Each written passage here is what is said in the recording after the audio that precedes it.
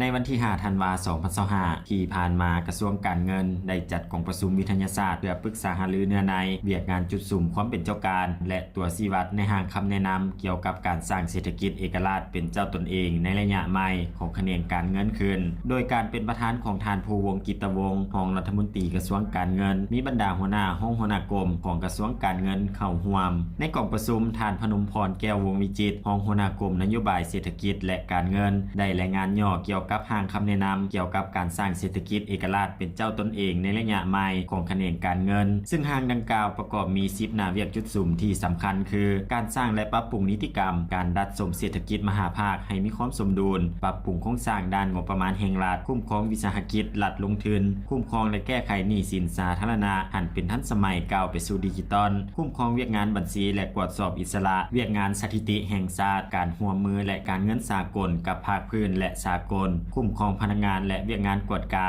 พร้อมนี้ทิศทางเป้าหมายสู่ชนตามทิศสอจในต่อหน้าปี 2026-2030 สุกยู่ให้การขยายตัวเศรษฐกิจบรรลุ 5.5% หันคงประกอบไปตามทิศคุณภาพเล็งเก็บรายรับให้ได้ 19-20% ของ GDP โดยเน้นใส่การยกระดับการหันเป็นทันสมัยของแขนงการเก็บรายรับปรับปรุงอัตราภาษีอากรที่เป็นท่าแหงลดผ่อนการยกเว้นภาษีอากรการสร้างแผนงบประมาณที่เกินดุลหรือขาดดุลแก้ไขหนี้สินสาธารณะให้ลดลงในระดับต่ำกว่า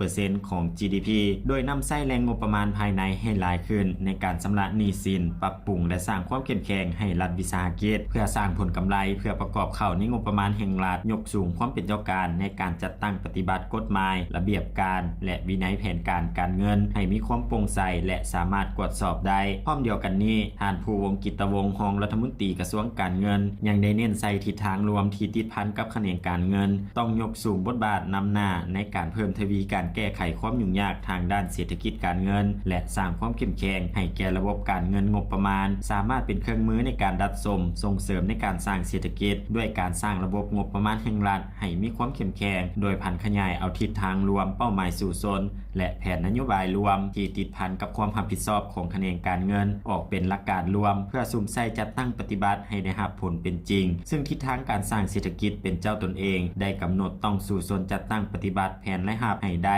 20% ของ GDP และรายจ่ายต้องบ่เกินการเพิ่มขึ้นของรายรับหรือบ่เกิน 20% ของ GDP กองประชุมได้พร้อมกันปรึกษาหารือแลกเปลี่ยนความคิดความเห็นด้วยความรับผิดชอบสูงต่อทางคำแนะนำดังกล่าวเพื่อเป็นการยั่งยืนต่อบรรดาเนื้อในหน้าเวียกจุดสุ่มความเป็นเจ้าการและตัวชี้วัดที่ติดพันกับความรับผิดชอบของบรรดากรมที่ได้กำหนดเข้าในทางคำแนะนำฉบับดังกล่าวเพื่อเป็นบทอิงในการจัดตั้งปฏิบัติและความเป็นเอกภาพด้านเนื้อในและนำเสนอขั้นเทิงเพื่อพิจารณาตามขั้นตอนและระเบียบการ